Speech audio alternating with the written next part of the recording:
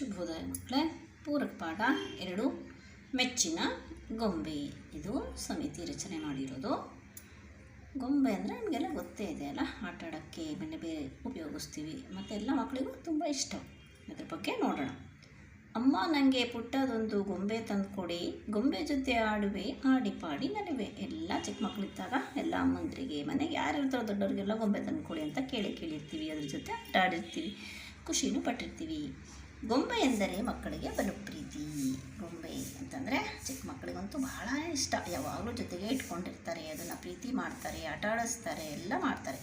ಚಿಕ್ಕ ಮಕ್ಕಳಿಗೆ ಪ್ರಮುಖ ಆಸ್ತಿ. ಅದು ಯಾರು ತೊಗೊಳೋಕೆ ಬಿಡೋದಿಲ್ಲ. ಅವರು ಚಿಕ್ಕ ಮಕ್ಕಳು ತಮ್ಮ ಗೊಂಬೆನ.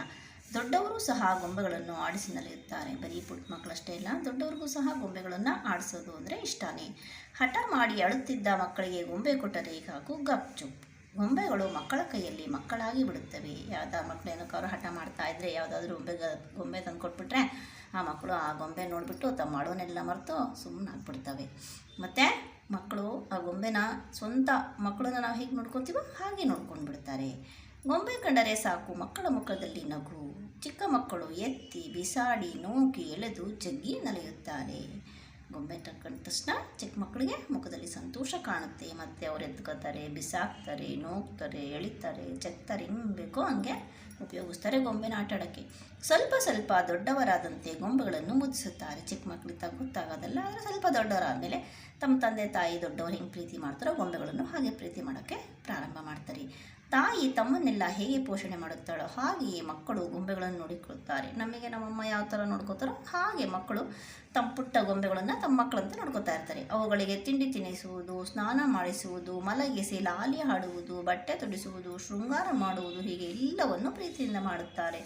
ಹೀಗೆ ತಾಯಿ ಮಗುನ ಎಷ್ಟು ಜೋಪಾನವಾಗಿ ಕಾಳಜಿಯಿಂದ ಚೆನ್ನಾಗಿ ಕಾಣಬೇಕು ಅಂತ ಮಾಡ್ತಾಳೋ ಅದೇ ಥರ ಮಕ್ಕಳು ಗೊಂಬೆನ ತಿಂಡಿ ತಿನ್ನಿಸ್ತಾರೆ, ಸ್ನಾನ ಮಾಡಿಸ್ತಾರೆ, ಮಲಗಿಸ್ತಾರೆ, ಲಾಲಿ ಹಾಡ್ತಾರೆ, ಬಟ್ಟೆ ತೊಡಿಸ್ತಾರೆ, ಮತ್ತು ಅದಕ್ಕೆ ಅಲಂಕಾರನೂ ಮಾಡ್ತಾರೆ. ಎಲ್ಲ ಥರನೂ ಸೇವೆ ಮಾಡ್ತಾರೆ ಗೊಂಬೆಗಳಿಗೆ ಮಕ್ಕಳು. ಮಕ್ಕಳ ಕೈಯಲ್ಲಿ ಗೊಂಬೆಗಳಿಗೆ ಜೀವ ಬರುತ್ತದೆ. ಮಕ್ಕಳಿಗೆ ನಾವು ಮಕ್ಕಳು ಹೇಗೆ ನೋಡ್ಕೋತೀವೋ ಹಾಗೆ ಮಕ್ಕಳು ಗೊಂಬೆಗಳನ್ನು ನೋಡ್ಕೋ ತಹ ಜೀವನೇ ಇದೆ, ತಮ್ಮ ಜೊತೆ ಅದೇ ಥರ ಆಟ ಆಡುತ್ತೆ ಅನ್ನೋದು ಭಾವನೆಯಿಂದನೇ ನೋಡ್ಕೋತಾ ಇರ್ತಾರೆ.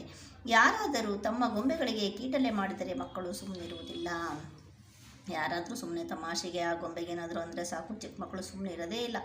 ಗೊಂಬೆಗೆ ನೋವಾಯಿತೆಂದು ಎತ್ತಿ ಮುದ್ದಾಡಿ ಸಮಾಧಾನ ಮಾಡುತ್ತಾರೆ. ಅದೇನಾದ್ರು ಕೀಟಲೆ ಮಾಡಿದ್ರೆ ಇಲ್ಲ ನಮ್ಮ ಗೊಂಬೆಗೆ ಅದಕ್ಕೆ ನೋವಾಗಿದೆ ಅಂತೇಳಿ ಸಮಾಧಾನ ಮಾಡ್ತಾರೆ. ಮಕ್ಕಳನ್ನ ದೊಡ್ಡವ್ರು ಹೆಂಗೆ ಸಮಾಧಾನ ಮಾಡ್ತಾರೋ ಅದೇ ಥರ ಗೊಂಬೆನ ಸಮಾಧಾನ ಮಾಡ್ತಾರೆ. ಕೈ ಜಾರಿದ ಗೊಂಬೆ ಕೆಳಗೆ ಬಿದ್ದರಂತೂ ಮಕ್ಕಳು ಹತ್ತಿ ಬಿಡುತ್ತಾರೆ. ಏನೋ ಆಟ ಆಡ್ತಿರ್ಬೇಕಾದ್ರೆ ಗೊತ್ತಾಗ್ದಂಗೆ ಕೈ ಜಾರಿ ಏನಾದ್ರು ಗೊಂಬೆ ಬಿದ್ದುಬಿಟ್ರೆ ಆ ಮಕ್ಕಳು ಸಹ ಅಯ್ಯೋ ಪೆಟ್ಟಾಗ್ಬಿಟ್ಟಿದೆ ಗೊಂಬೆಗೆ ಅಂತ ತಾವು ಹತ್ತೇ ಬಿಡ್ತಾರೆ. ಅದನ್ನು ಎತ್ತಿಕೊಂಡು ಹಾಡು ಹೇಳಿ ಸಮಾಧಾನ ಮಾಡುತ್ತಾರೆ, ಮತ್ತು ಹಾಡೇಳಿ ಸಮಾಧಾನ ಮಾಡ್ತಾರೆ. ಅಳಬೇಡ ಗೊಂಬವ್ವ ನೀನು, ಜರತಾರಿ ಲಂಗ ಕೊಡಿಸುವೆನು ನಾನು. ಏನಂತ ಹೇಳ್ತಾರೆ ನೋಡಿ, ಅಳಬೇಡ ನೀನು, ಜರತಾರಿ ಲಂಗ ಅಂದರೆ ಜರಿ ರಂಗ ಕೊಡಿಸ್ತೀನಿ ಅಂತ ಹೇಳಿ ಸಮಾಧಾನ ಮಾಡ್ತಾರೆ ಗೊಂಬೆಗೆ. ಗೊಂಬೆಗಳನ್ನು ವಿವಿಧ ವಸ್ತುಗಳಿಂದ ತಯಾರಿಸುತ್ತಾರೆ. ಈಗ ನಾನಾ ಗೊಂಬೆಗಳಿರ್ತವೆ. ಯಾವ್ಯಾವ ವಸ್ತುಗಳಿಂದ ತಯಾರಿಸ್ತಾರೆ ನೋಡೋಣ. ಮರದಿಂದ ಮಾಡ್ತಾರೆ. ಮರ, ಕಬ್ಬಿಣ, ಪ್ಲಾಸ್ಟಿಕ್, ರಬ್ಬರ್, ಪಿಂಗಾಣಿ, ಬಟ್ಟೆ, ಹತ್ತಿ, ಬಿದಿರು, ಕಾಗದಗಳಿಂದ ಗೊಂಬೆಗಳನ್ನು ಸಿದ್ಧವಾಗುತ್ತವೆ. ನೋಡಿರಿ ಗೊಂಬೆಗಳು ಯಾವುದ್ರಿಂದ ಮಾಡ್ತಾರೆ. ಮಣ್ಣಿಂದ ಮಾಡ್ತಾರೆ, ಮರದಿಂದ ಮಾಡ್ತಾರೆ, ಪ್ಲಾಸ್ಟಿಕ್ಕಿಂದ ಮಾಡ್ತಾರೆ, ರಬ್ಬರ್ ಗೊಂಬೆ ನೋಡಿರ್ತೀರ, ಪಿಂಗಾಣಿದು ಗೊಂಬೆ ನೋಡಿರ್ತಾರೆ, ಮತ್ತು ಬಟ್ಟೆಯಿಂದ ಮಾಡಿರೋ ಗೊಂಬೆನ ಮಕ್ಕಳು ಅವರವರೇ ತಯಾರು ಮಾಡಿ ಅದಕ್ಕೆ ಅಲಂಕಾರ ಮಾಡಿ ಚೆಂದ ಕಾಣಂಗೆ ಮಾಡಿರ್ತಾರೆ. ಹತ್ತಿಯಿಂದ ಮಾಡ್ತಾರೆ, ಬಿದಿರಿಂದ ಮಾಡ್ತಾರೆ, ಕಾಗದದಿಂದ ಮಾಡ್ತಾರೆ.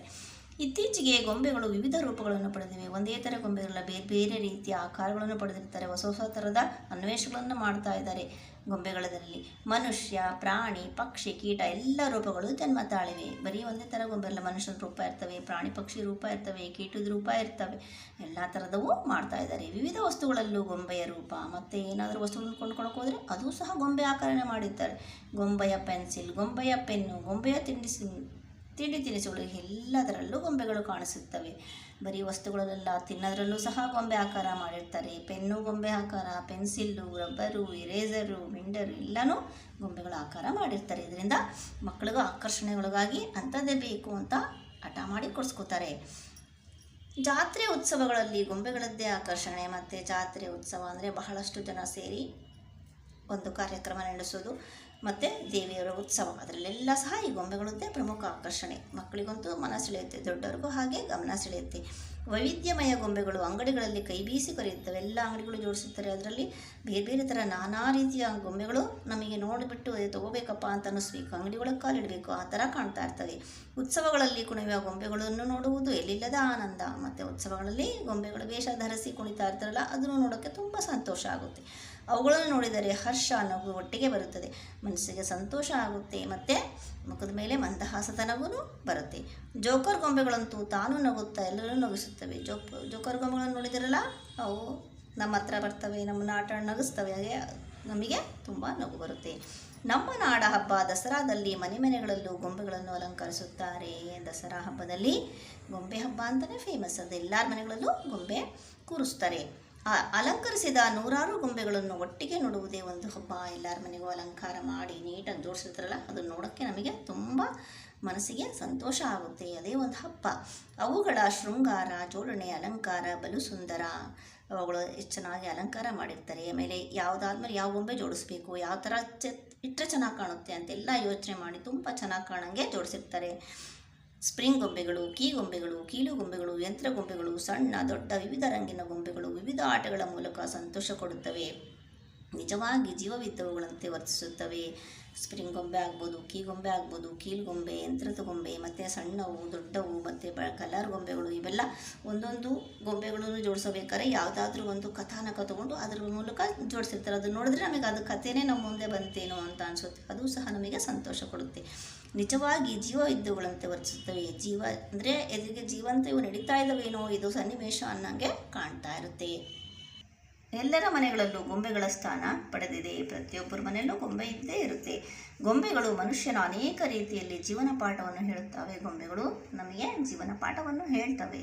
ಗೊಂಬೆಗಳು ಯಾರ ಹೊಗಳಿಕೆಗೂ ತೆಗಳಿಕೆಗೂ ಜಗ್ಗುವುದಿಲ್ಲ. ನಾವು ಮನುಷ್ಯರಾದರೆ ಯಾರು ಹೊಗಳಿದ್ರು ಅಂದರೆ ಖುಷಿ ಪಡ್ತೀವಿ, ತೆಗಳಿದ್ರು ಅಂದರೆ ದುಃಖ ಪಡ್ತೀವಿ. ಆದರೆ ಗೊಂಬೆಗಳು ಆಗಲ್ಲ.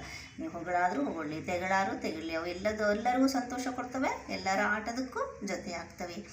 ಆಡಿಸಿ ನೋಡು, ಬೀಳಿಸಿ ನೋಡು, ಉರುಳಿ ಹೋಗೋದು, ಏನೇ ಬರಲಿ ಯಾರಿಗೂ ಸೋತು ತಲೆಗೆ ಬಾಗದು. ಆ ಗೊಂಬೆ ಆಡಿಸೋದು ನೋಡಿದಿರಲ್ಲ, ಅದು ಯಾವ ಥರ ತಿರುಗಿಸಿದ್ರು ಸಹ ಅದು ಬೀಳೋದಿಲ್ಲ, ಅದು ನೀಟಾಗಿ ಅದ್ರ ಮೇಲೆ ಆಡ್ತಾ ಇರುತ್ತೆ. ಅದರಿಂದ ಈ ಹಾಡು ಕಟ್ಟಿದ್ದಾರೆ. ಆಡಿಸಿ ನೋಡು, ಬೀಳಿಸಿ ನೋಡು, ಉರುಳಿ ಹೋಗೋದು, ಏನೇ ಬರಲಿ ಯಾರಿಗೂ ಸೋತು ತಲೆಯ ಬಾಗದು. ಆ ಗೊಂಬೆ ಏನೇ ಆದರೂ ತಲೆ ಬಾಗಲ್ಲ. ನಾವು ಸಹ ಜೀವನದಲ್ಲಿ ಏನೇ ಆದ್ರೂ ತಲೆ ಬಾಗಲಾರ್ದಂಗೆ ನಾವು ತಲೆ ಎತ್ತಿ ನಿಂತು ನಡಿಬೇಕು. ಮತ್ತು ಮಕ್ಕಳೇ, ಮನೆಯಲ್ಲಿ ನಿಮಗಿರ್ತಕ್ಕಂಥ ವಸ್ತುಗಳಲ್ಲೇ ಗೊಂಬೆಗಳನ್ನು ಮಾಡಿ ನೋಡಿ, ಅದರ ಜೊತೆ ಆಟ ಆಡಿ ಸಂತೋಷ ಪಡಿ.